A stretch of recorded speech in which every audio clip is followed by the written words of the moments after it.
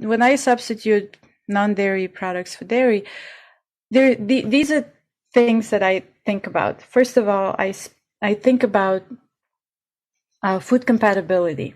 So is the substitute going to be compatible in terms of digestion?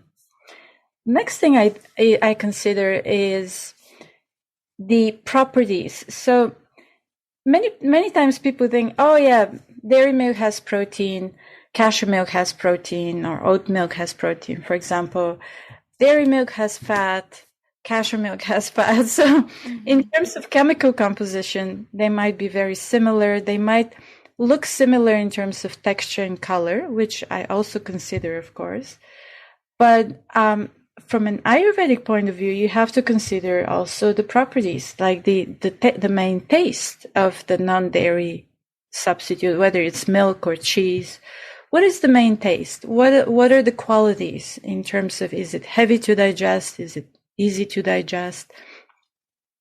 And then I would consider the potency or the metabolic effect. Is called virya in Sanskrit.